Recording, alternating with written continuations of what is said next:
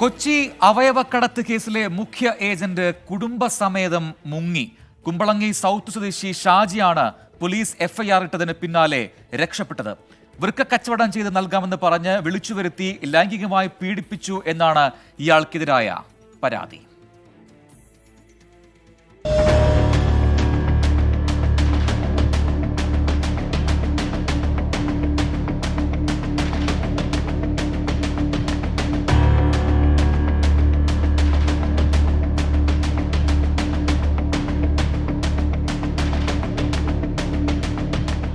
കൊച്ചി അവയവക്കടത്ത് കേസിലെ മുഖ്യപ്രതി കുമ്പളങ്ങി സൌത്ത് സ്വദേശി ഷാജിയുടെ വീടാണിത്. യുവതിയുടെ വൃക്ക കച്ചവടം ചെയ്ത ശേഷം പണം നൽകാമെന്ന് പറഞ്ഞ് വിളിച്ചു വരുത്തി ലൈംഗികമായി പീഡിപ്പിച്ചുവെന്ന പരാതിയിൽ പോലീസ് എഫ്ഐആർ രജിസ്റ്റർ ചെയ്തതോടെയാണ് ഷാജി കുടുംബസമേതം മുങ്ങിയത്. അവയവ കച്ചവടത്തിനായി കൊണ്ടുവരുന്ന ആളുകളെ താമസിപ്പിക്കുന്നതിനായി ഷാജി സ്വന്തമായി ഹോം സ്റ്റേ നടത്തിയിരുന്നതായി പോലീസ് കണ്ടെത്തിയിട്ടുണ്ട്. പ്രദേശത്തെ ജീവകാരുണ്യ പ്രവർത്തകൻ എന്ന രീതിയിലാണ് ഇയാൾ ഇടപെടൽ നടത്തിയിരുന്നത്. ഷാജിക്കെതിരെ കൂടുതൽ ആളുകൾ പരാതിയുമായി രംഗത്തെത്തിയിട്ടുണ്ട്. പോലീസ് കേസെടുത്തതോടെ ഹൈദരാബാദിലേക്ക് കടന്നതായാണ് സംശയം. ഇയാൾക്ക് പ്രാദേശിക രാഷ്ട്രീയ സഹായങ്ങൾ ലഭിച്ചിരുന്നതായി നാട്ടുകാർ ആരോപിച്ചു.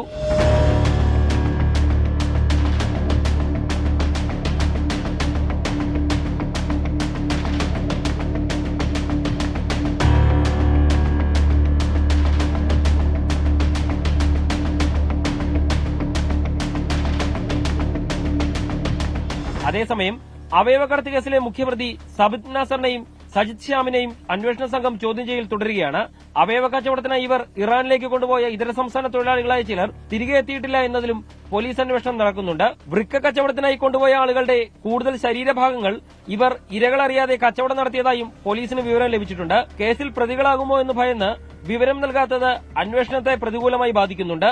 ജീവകാരുണ്യ പ്രവർത്തകനെന്ന മറയുണ്ടാക്കിയാണ് അവയവക്കടത്ത് കേസിലെ മുഖ്യ ഏജന്റ് ഷാജി ഇരകളെ കണ്ടെത്തിയിരുന്നത്.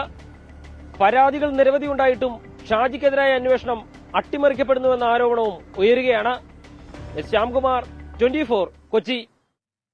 വിധി ദിനത്തിൽ 24 മാജിക് ജൂൺ 4 ചൊവ്വാഴ്ച രാവിലെ 5 മണി മുതൽ 24-ൽ.